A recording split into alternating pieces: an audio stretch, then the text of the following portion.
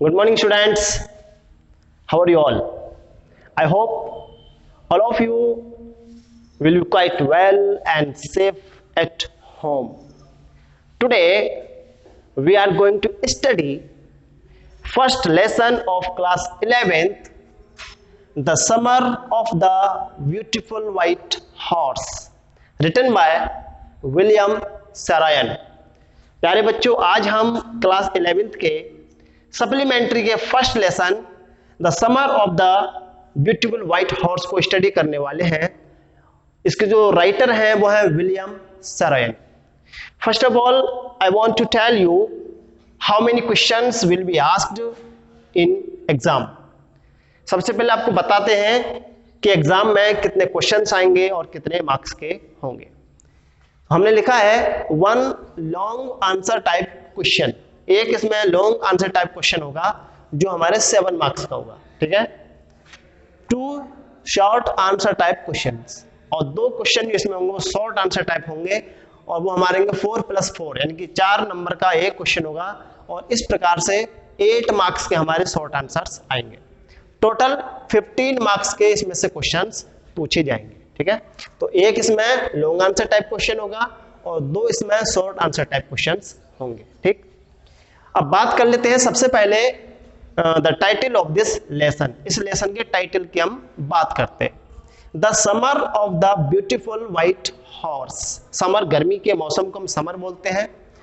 Beautiful white horse सुंदर सफेद घोड़ा। मतलब ये जो कहानी है एक गर्मी के मौसम की है और उस गर्मी के मौसम में एक सफेद सुंदर घोड़े को राइड किया गया है 2 कजिन्स के द्वारा और इसीलिए इस लेसन का जो नाम रखा गया है वो रखा गया है the summer of the beautiful white horse because the whole story revolves around a white horse. क्योंकि पूरी जो कहानी है वो एक सफेद घोड़े के इर्द गिर्द ही घूमती है, इसीलिए इस लेसन का जो नाम रखा गया है the summer of the beautiful white horse, ठीक है। बात करते हैं हम इसके कैरेक्टर्स की, main characters and sub characters. These are main characters, ये मेन कैरेक्टर्स हैं and all these characters play a very important role in this story. ये सारे कैरेक्टर्स इस कहानी में बहुत महत्वपूर्ण भूमिका निभाते हैं, जिसमें फर्स्ट है हमारा Aram, second Mourad, third uncle Khosrove and fourth John Byro. इनके बारे में बता देता हूं। Aram and Mourad both are cousins. Aram और मुराद दोनों चचेरे भाई हैं। अंकल खुसरो इनके अंकल हैं दोनों के। And John Byro is an Assyrian, ये एक एसाइरियन है। एसाइरियन जिसको अब हम सीरियन कहते हैं, पहले एसाइरियन लिखा जाता था लेकिन अब इसको हम क्या लिखते हैं, सीरियन। ये सीरिया के निवासी हैं कौन, जॉन बायरो। इसमें कुछ सब कैरेक्टर्स हैं, इनका जो रोल है वो कम है इनके कंपेरियन में। सब कैरेक्टर्स कौन कौन है, एरक खुसरोज सन, एरक कौन है, खुसरो के बेटे हैं। जोराब मुराद फादर, जोराब कौन है, मुराद के पिताजी हैं। एंड इसमें एक और कैरेक्टर है एरम्स मदर, एरम की माँ। तो in all these characters play a very important role in this story. इन सारे कैरेक्टर्स ने इस कहानी में बहुत महत्वपूर्ण भूमिका निभाई है। So dear students, let's begin the story of this lesson. आइए इस कहानी की स्टोरी को हम शुरू करते हैं।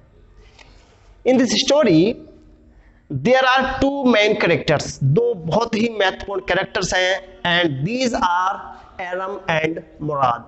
और ये कैरेक्टर्स कौन है, एरम और मुराद। अभी मैंने बताया था दोनों ही कजिन्स हैं, दोनों ही चचेरे भाई हैं, ठीक है। Aram is the narrator of this story. Aram इस कहानी का क्या है, ये नरेटर है। एरम इस कहानी का नरेटर है, कहानी को सुनाने वाला। तो पूरी कहानी जो सुनाई है वो एरम ने सुनाई है।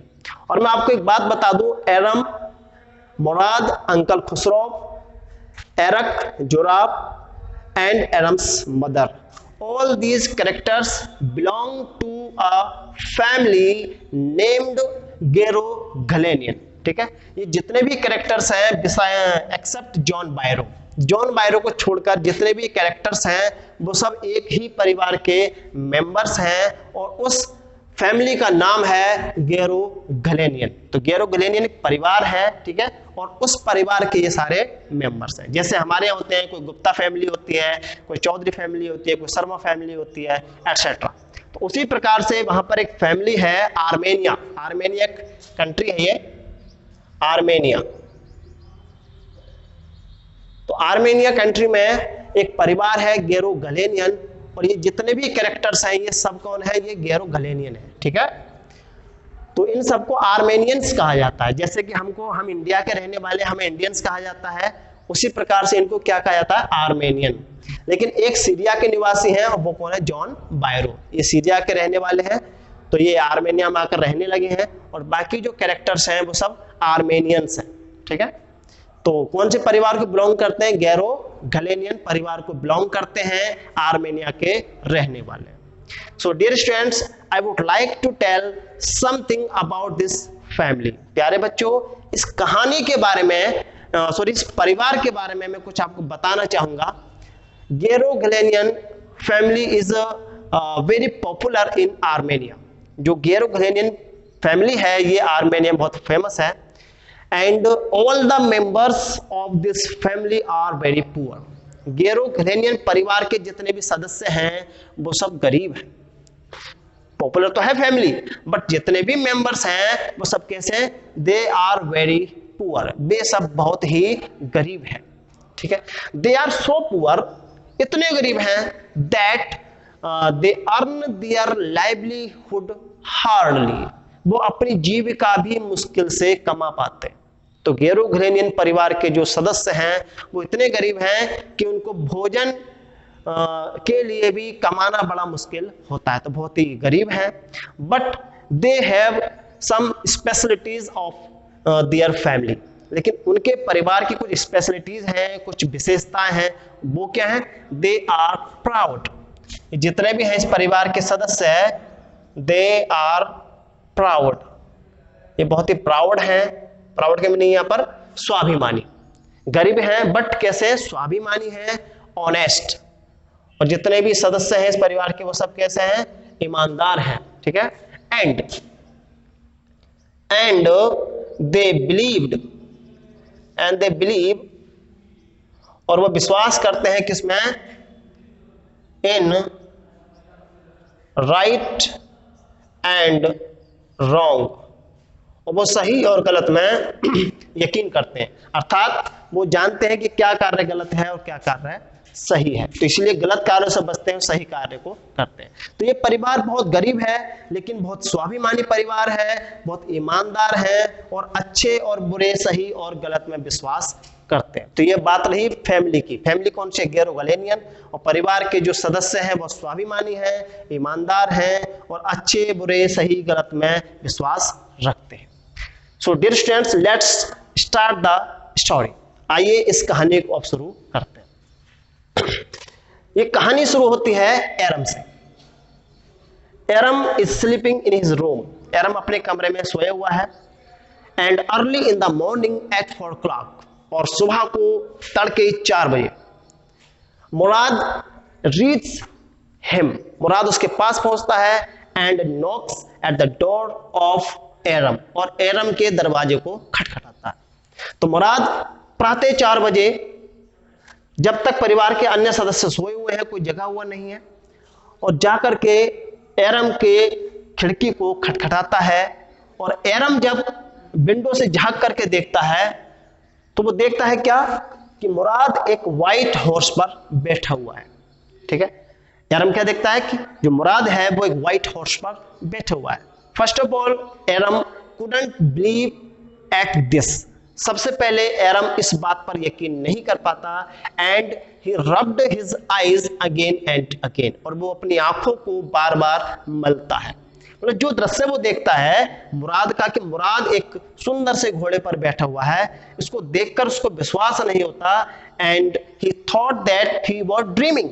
उसको लगता है कि कहीं वो ख्वाब देख रहा है, तो बार बार अपनी आंखों को मलता है। उसको विश्वास नहीं होता कि मुराद इतने सुंदर घोड़े पर कैसे, because they are very poor, क्योंकि वे बहुत ही गरीब हैं, and they are unable to purchase a horse, और वो एक घोड़े को खरीदने में सक्षम नहीं है। तो जब एरम मुराद को एक सुंदर घोड़े पर देखता है तो उसको अपनी आंखों पर यकीन नहीं होता, बार बार अपनी आंखों को मलता है। तब मुराद उससे कहता है यू आर नॉट ड्रीमिंग, तुम ख्वाब नहीं देख रहे हो, इट इज रियलिटी, ये वास्तविकता है कि जो तुम देख रहे हो वो ख्वाब नहीं है, ये हकीकत है। And then Aram asks Mourad where you have stolen the horse from.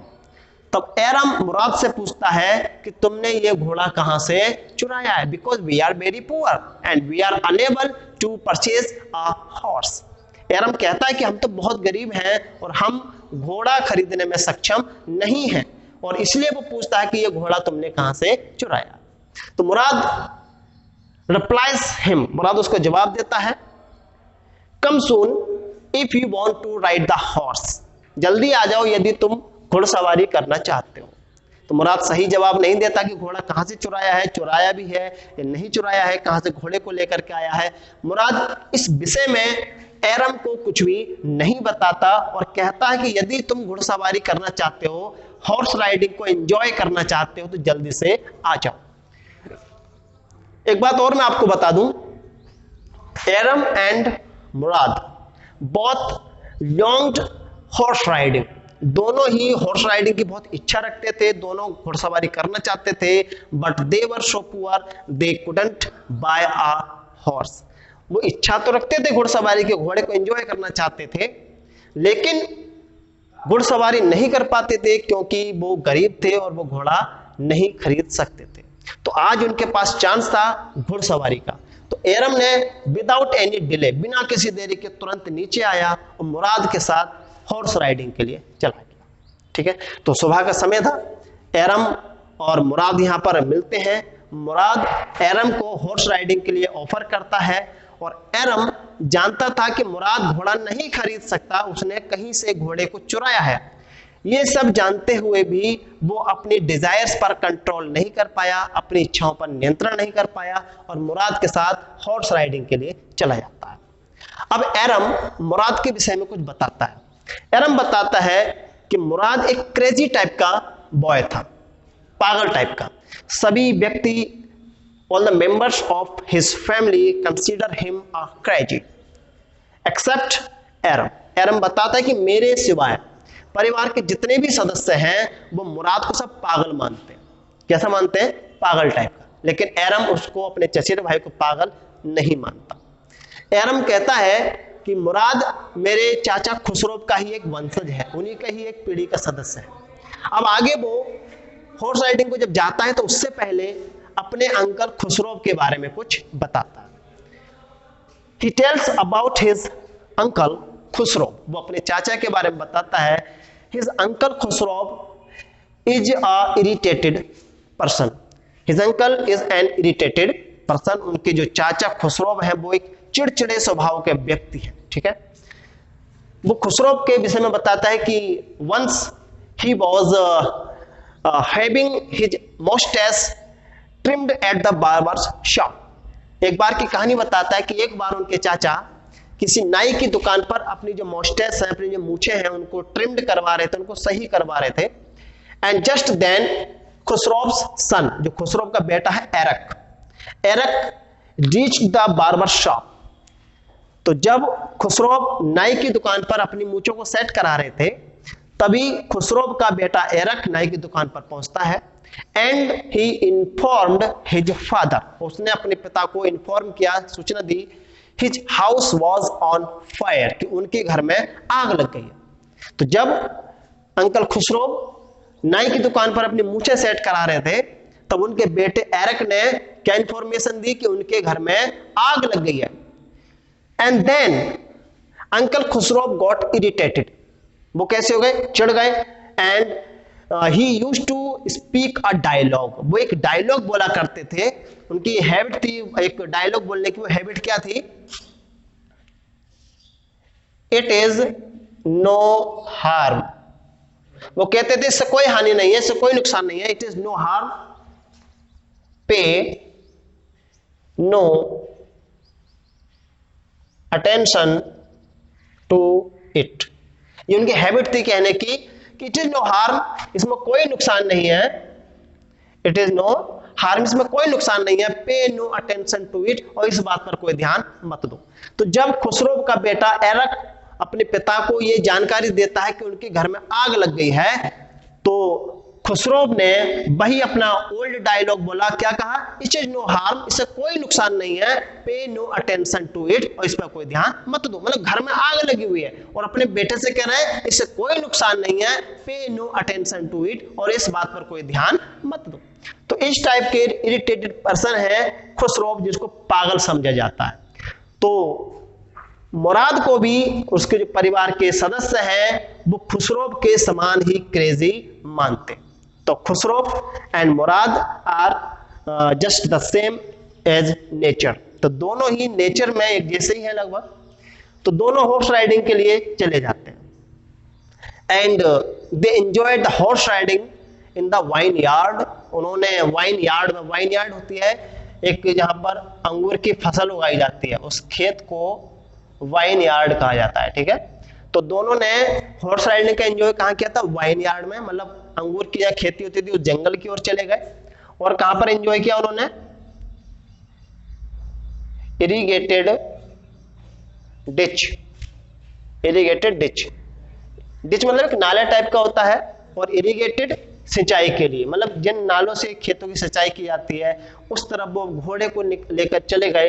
And they enjoyed horse riding a lot, और उन्होंने वहां पर हॉर्स राइडिंग का खूब एंजॉय किया, ठीक है।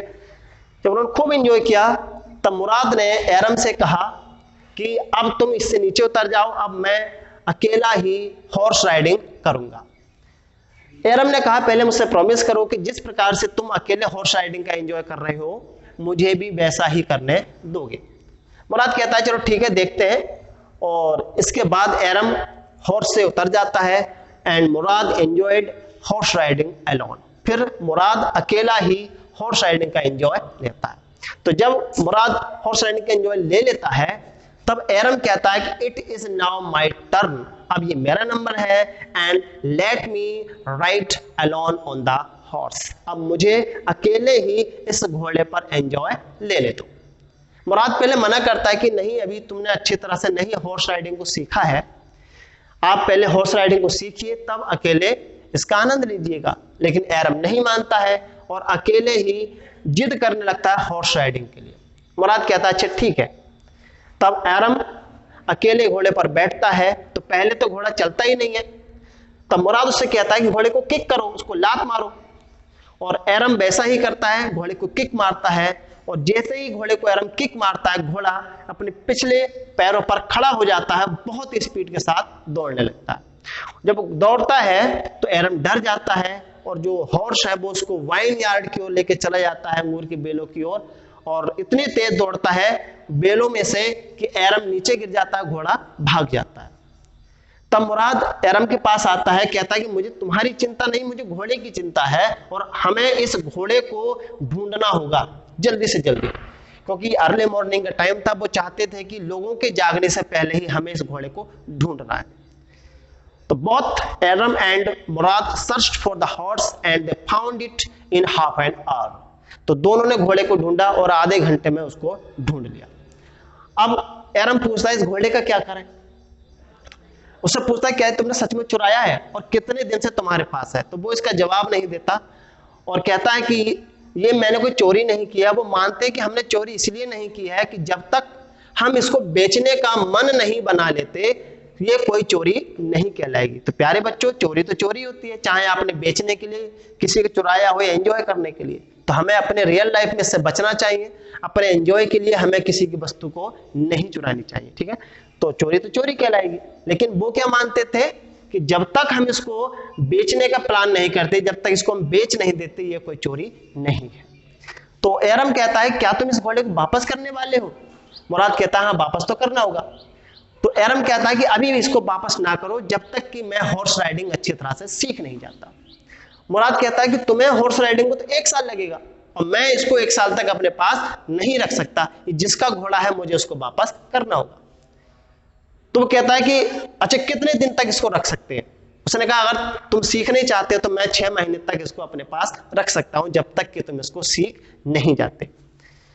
तो दोनों ही early in the morning brought the horse for horse riding, सुबह को जल्दी घोड़े को लेकर चले जाते थे और किसी एकांत जगह में उसको छिपा देते थे। इस प्रकार से उन्होंने 2 सप्ताह तक ऐसा ही किया। एक बार की एरम अपने बात बता रहा है कि एक बार अंकल खुसरो एरम के घर आए और उनकी माँ ने उनको नाश्ता वगैरह दिया। तभी एक और पर्सन उनके घर पहुंचते हैं, वो है John Byro. And John Byro is a farmer. John Byro क्या है? एक फार्मर है, ठीक है, सीरिया के रहने वाले हैं, फार्मर हैं। तो एरम बताते हैं कि एक बार जॉन बायरो उनके घर आए तो मेरी माँ ने उनको भी चाय नाश्ता करवाया और जॉन बायरो ने अपने दुख को मेरी माँ के सामने रखा कि मेरा एक बहुत सुंदर घोड़ा था जो पिछले महीने से मुझे नहीं मिल रहा है, किसी ने उस घोड़े को चुरा लिया। तो एरम समझ जाता है कि मुराद के पास जो घोड़ा है वो किसका घोड़ा है? वो है जॉन बायरो का। It means Mourad stole that horse from the field of John Byro. Mourad ने जो घोड़ा चुराया था वो कहां से चुराया था? जॉन बायरो के खेतों से। तो एरम इस बात को तुरंत समझ जाता है। खुसरो वहां बैठे हुए थे। जैसे ही जॉन बायरो ने अपने घोड़े का दुख उनके सामने रखा, खुसरो अंकल इरिटेटेड, वो चिढ़ गए और वो गुस्सा हो गए। उन्होंने कहा इट इज नो हार्म, इसमें कोई नुकसान नहीं है। He spoke his old dialogue. Khosrove uncle ने अपना वही पुराना डायलॉग बोला, इट इज नो हार्म, इसमें कोई नुकसान नहीं है, ठीक है। जॉन बायरो बेचारे अपने घोड़े का दुख प्रकट कर रहा है कि 1 महीने से मेरा घोड़ा, जिसको मैं अपनी घोड़े गाड़ी में यूज करता था, वो मेरा घोड़ा चुर गया है। तो खुसरो क्या कह रहे हैं? इट इज नो हार्म, इसमें कोई नुकसान नहीं है। वो कहने लगे मैंने इसको $60 का खरीदा था, $60 इसकी कीमत है। कितना? आई स्पिट ऑन मनी। कितने अच्छी बात कही कि आई spit on money. Khusro uncle said I spit on money. जब वो कहते हैं कि इसकी कीमत $60 है, कहते हैं मैं पैसे में थूकता हूं। खुसरो अंकल क्या कहते हैं? इसमें कोई नुकसान नहीं है। और वो कहते हैं कि $60 क्या है, तो वो कहते हैं मैं पैसों पर थूकता हूं। वो कहने लगा कि जो जॉन बायरो है वो कहने लगे कि मैं मीलों दूरी चलकर पैदल आया हूं। तो खुसरो कहते हैं यू हैव लेग्स, तुम्हारे पास लेग्स है, पैर है, क्या प्रॉब्लम है?